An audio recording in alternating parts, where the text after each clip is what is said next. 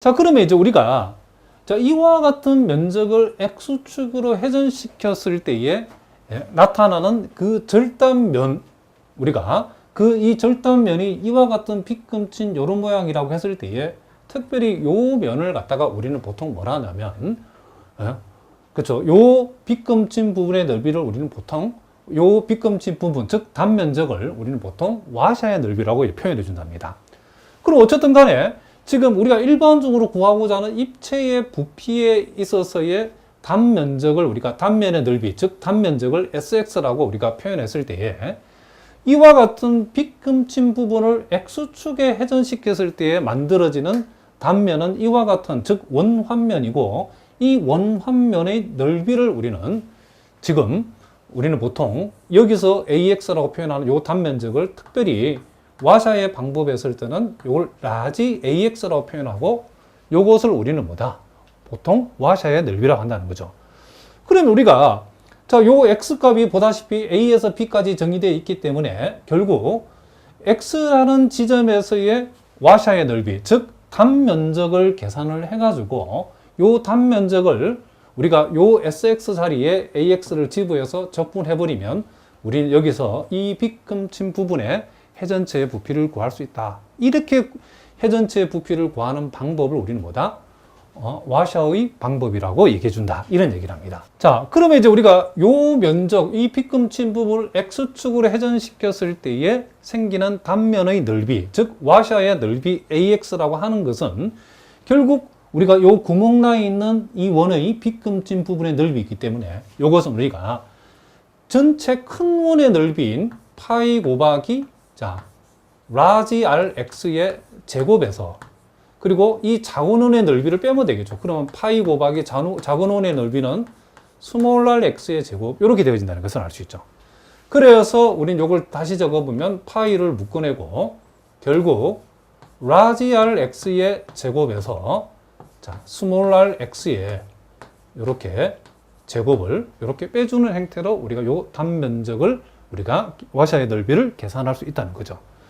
자, 그러니까 이제 요걸 우리가 계산했다는 것은 우리가 일반적인 입체의 부피의 공식에 의해서 요 SX에 해당되는 요 AX를 우리는 뭐 했다? 계산했다는 거죠. 그럼 우리가 구하고자 하는 우리가 구하던 요 빗금친 부분을 X축 회전시킬 때의 회전체의 부피를 구하라고 하면 이 회전체의 부피는 자, 요 X 값이 A에서 B까지 정의되기 때문에 우리는 A에서 B까지 적분하면 되겠죠. 무엇을? 와샤의 넓이 AX를 A에서 B까지 이렇게 X에 관해서 적분을 해주면 된다. 이런 얘기를 합니다. 그럼 우리가 요 AX 자리에 구체적으로 요것을 여기다가 집어넣게 되면 여기에 나와 있는 공식이 완성되어진다는 것을 우리가 알 수 있겠죠. 자, 무슨 말 알겠죠? 자, 물론 이제 우리가 회전축이 Y축일 때는 그때는 그런 식으로 문제가 주어진다 그러면 와샤의 넓이가 이렇게 Y에 관한 함수도 결정되어지는데 요것은 이제 나중에 실전 문제를 통해서 이미 연습을 해볼 거랍니다.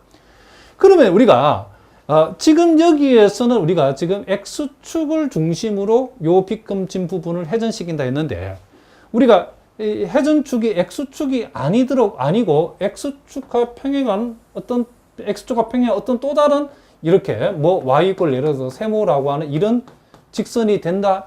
직선을 중심으로 회전한다 해도 우리가 구할 때 달라지는 것은 이거밖에 없죠. 이제 라지 RX가 여기에서 X축까지가 아니고 라지 RX가 여기서 이제 여기까지가 라지 RX가 되겠죠. 그리고 스몰 x는 여기서 여기까지 더해진다는 것을 알 수 있죠.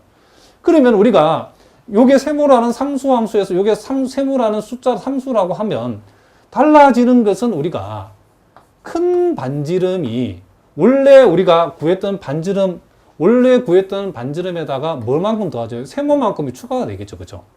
그리고 작은 반지름도 역시 원래 우리가 구했던 것을 만약에 네모다시라고 하면 자, 여기서 말하는 요 RX를 스몰 RX 네모다시라면 거기에다가 뭐만큼? 세모만큼이 추가되는 거죠. 그죠? 달라질 게 아무것도 없다는 거죠. 그러니까 우리가 여러분들이 우리가 고등학교에서는 여러분들이 어떤 우리가 이 빗금친 부분이 어떤 면적이 요 면적이 X축 중심으로 회전시킨 회전체의 부피는 우리가 구해봤는데 X축뿐만 아니라 X축과 평행한 이 선에 대해서 우리가 회전을 시켰다라고 했을 때에도 이 공식은 어떻게 한다? 그대로 적용된다는 거죠. 그러니까 큰 반지름 구하고 작은 반지름만 구하면 이 공식에다 집어넣으면 우리는 회전체의 부피 구하는 공식이 부피 구하는 방법이 우리가 그쵸? 우리가 원하는 답을 얻을 수 있다는 거죠. 무슨 말인지 아시겠죠? 그러니까 우리가 X축 회전이라고 했을 때는 요게 여기서까지가 큰 반지름, 여기서까지가 작은 반지름. Y = 세모라는 요 X축과 평행한 선에 대해서 회전한다라고 하면 여기에서 여기까지가 큰 반지름, 여기서 여기까지가 작은 반지름이 되어진다. 라고 여러분들이 기억하시면 된다. 이런 얘기를 합니다. 자, 그러면 이제 구체적인 예를 통해서 우리가 연습을 한번 해보도록 하겠습니다. 자, 여기에 우리가 y = x제곱이라는 함수가 있고 y = 1이라는 함수가 있는데 이 두 함수로 둘러싸인 이 부분, 요 부분의 면적을 x축에 대해서 우리가 회전을 시켰다. 그랬을 때에 회전체의 부피를 한번 구해보자. 그러면 이제 우리가 x축에 대해서 우리가 회전한 회전체의 부피를 구하려면 x축상에 여러분이 임의의 점을 뭐 여기다 잡아도 상관없죠. 우리가 적당히 잡아서 이쯤 잡아가지고 요 점을 우리가 x를 했을 때에 이제 요 x에 대해서 우리가 요 x라는 요 지점에서 생기는 우리가 요 면적이 x축 회전에 생기는 단면을 우리가 구하면 되겠죠. 그럼 우리가 그 단면을 우리가 AX라는데 단면을 구할 때 제일 중요한 게 뭐냐면 우리가 큰 반지름을 구하고 뭘 구하자? 작은 반지름을 우리가 한번 구해보자. 그런 얘기를 합니다. 그러면 큰 반지름이라는 것은 바로 이 지점 여기에서 여기까지가 바로 뭐죠? 큰 반지름이 되어진다는 것을 알 수 있죠. 자, 뭐라고요? 여기에서 여기까지가 큰 반지름. 그러면 큰 반지름은 항상 뭐죠? 여기서 1이라는 것을 알 수 있죠. x가 어디에 위치하더라도 큰 반지름은 y = 1에서 x축까지 그리기 때문에 이게 1이라는 것을 알 수 있죠. 그러면 작은 반지름은 여기에서 여기까지죠. 작은 반지름은 여기에서 여기까지인데 이것은 자, 이 전체 길이 여기서 여기까지는 x가 바로 요 y = x제곱에 대응했을 때 이 y값에 해당된다는 것을 알 수 있죠. 그러니까 결국 여기다 x를 적용했을 때 대응하는 y값은 x로 표현하면 뭐가 되죠? x제곱이죠. 그래서 작은 반지름은 x에 관한 함수로 표현하면 x제곱이 되어진다는 것을 우리가 알 수 있다는 거죠. 자, 무슨 말이겠죠? 그러면 우리가 와샤의 넓이, 즉 이 회전체의 단면적은 어떻게 되는가? 자, 요 AX는 자, 파이에다가 가로 열고 큰 반지름의 제곱에서 자, 작은 반지름의 제곱을 뺀 것으로 우리가 계산한다라고 했죠. 그럼 이것은 파이에다가 결국 1-x의 뭐가 된다? 4승이 되어진다는 것을 우리가 알 수 있다. 그럼 우리가 구하고자 하는 부피는 이제 어디거든요? 우리가 구하던 부피는, 회전체 부피는 자, x 값이 -1에서 1까지 정의되어 있기 때문에 -1에서 1까지 그리고 우리는 와샤의 넓이를 -1에서 1까지 적분해 주면 된다. 이런 얘기를 합니다. 그러면 AX짜리 이만큼이 들어가기 때문에 이것을 여기다가 집어넣으면 자, 파이는 밖으로 끄집어내고 -1에서 1까지 1-x의 4승을 적분하면 되어진다. 이런 얘기죠.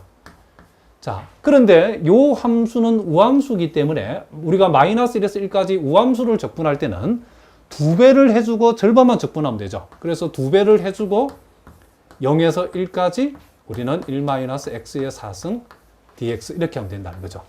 자, 요 적분 계산은 여러분 할 수 있겠죠. 자, 요거는 적분해 보시면 그 결과가 얼마가 나오냐면 5분의 8파이가 되어진다는 것을 여러분들이 해보면 알 수 있다. 이런 얘기를 합니다. 자, 무슨 말이겠죠? 자, 그러니까 우리는 이와 같은 면적을 x축으로 회전한다라고 하면 우리가 요 x축상의 임의의 한 지점을 x라고 잡고 이제 요 x라고 잡았을 때에 우리는 큰 반지름과 작은 반지름을 각각 요것만 잘 정해주면 문제를 해결할 수 있다. 이런 얘기를 합니다. 그럼 이번에는 우리가 동일하게 여기 y = x제곱이라는 함수하고 자, y = 1이라는 함수가 이렇게 주어졌는데 역시 동일한 면적을 이제는 x축 회전이 아니고 x축하고 평행한 y = -1이라고 하는 요 선에 대해서 이 입체를 회전시켰을 때의 회전체의 부피는 어떻게 될 것인가? 그럼 이때도 우리가 와샤의 방법을 쓰는 거죠. 이때도 우리가 X축상에 적당한 점을 잡아가지고 그 점을 우리는 뭐다? 적당한 점을 잡아가지고 요 점을 우리 일단 뭐다? X라고 한번 해보자는 거죠. 그러면 우리가 이제 큰 반지름이 뭐냐? 자, 요 X에 대응하는 요 면적의 점들 중에서 가장 큰 원을 그리는 큰 반지름이라는 것은 요 점이 지금 요 선에 대해서 돌아가기 때문에 여기에서 여기까지가 바로 뭐가 된다? 큰 반지름이 되어진다는 것을 알 수 있죠. 그러면 큰 반지름의 길이는 어떻게 되죠? 자, 큰 반지름의 길이는 자, X가 어디에 위치하든가 여기서까지 이게 1이고 여기서까지 관계가 1이니까 큰 반지름의 길이는 항상 뭐다? 2가 되어진다는 것을 알 수 있죠. 그리고 작은 반지름의 길이는 자, 어디서? 여기에서 여기까지죠. 자, 여기에서 여기까지가 바로 뭐가 된다? 지금 작은 반지름의 길이라는 거죠.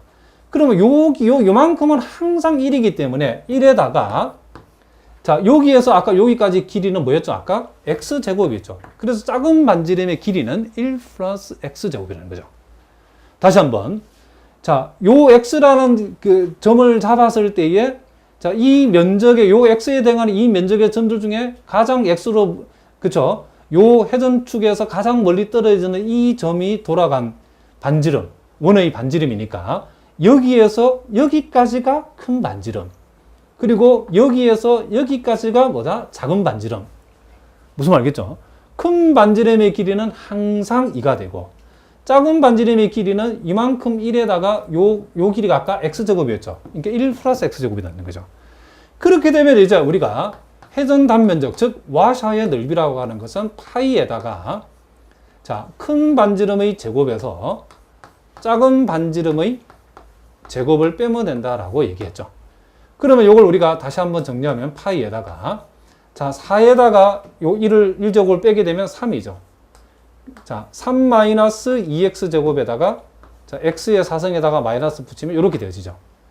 그러므로 자, 우리가 구하고자 하는 자, 부피는 우리가 구하고자 하는 요 회전체의 부피라고 하는 것을 우리가 V라고 했을 때에 자, 이 V는 역시 지금 x가 정의되어 있는 곳이 마이너스 1까지니까 마이너스 1까지 자, 와샤의 넓이를 적분해 주면 되는데 이 와샤의 넓이가 지금 이렇게 표현되기 때문에 파이는 앞으로 끄집어내주고 3 빼기 2x의 제곱 빼기 x의 4승 dx 이렇게 우리가 표현되어진다는 것을 알 수 있죠. 자, 요 적분은 여러분들이 다 할 수 있겠죠. 이걸 계산해 보시면 여러분들이 15분의 64파이라고 하는 이와 같은 결과가 나온다는 것을 해보면 알 수 있다. 이런 얘기를 합니다. 자, 무슨 말이겠죠?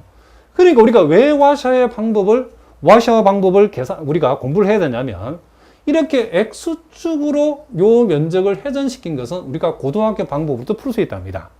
그렇지만 X축이 아니고 Y 이꼴 마이너스 1이라는 축으로 요 면적을 회전시켰을 때의 회전체의 부피는 우리가 반드시 와샤의 방법을 알아야 문제를 푸는다는 거죠. 그럼 와샤의 방법은 우리가 회전하는 축을 먼저 잡는 거죠. 회전하는 축이 X축이면 X축상의 X를 그대로 잡으면 되고 또 회전축이 이렇게 Y 이꼴 마이너스 1일 때는 X축상의 X를 우리가 잡았을 때에 이렇게 연장을 해주면 되겠죠. 그러면 항상 회전축에 대해서 가장 이 빗금 X를 우리가 기준으로 X값을 잡았을 때에 이 X축상에서 가장 멀리 떨어져 있는 우리가 회전을 시키는 면적에 있는 점까지 거리가 바로 큰 반지름. 가장 가까운 곳에 있는 점 간의 거리가 작은 반지름. 여기서 시작해서 가장 멀리 떨어지는 점까지가 큰 반지름. 가장 가까워 있는 점이 요 점이죠. 여기서까지가 작은 반지름. 그러니까 우리가 X축과 평행한 선이 여기 있든지 어디 이게 움직인다 그래가지고 우리가 큰 반지름과 작은 반지름 구하는데 크게 문제가 없죠. 여기에서나 X축이든 X축이 아니든 회전축이 X축이든 X축이 아니든 큰 반지름, 작은 반지름 구하는데 아무 문제가 없다는 거죠. 무슨 말이겠죠? 그러니까 이와 같은 방법으로 우리가 와샤의 방법을 공부하는 이유가 바로 X축이 아닌 축에 대해서 회전을 시켰을 때 회전제 부피를 어떻게 구할 것인가. 그래서 우리가 이 방법을 공부한답니다. 자, 무슨 말인지 아시겠죠? 자, 이제 우리가 예제 1번에 나와 있는 문제를 통해서 또 한번 연습을 해보겠습니다. 자, 여기 보니까 곡선 y = x제곱 플러스 1과 y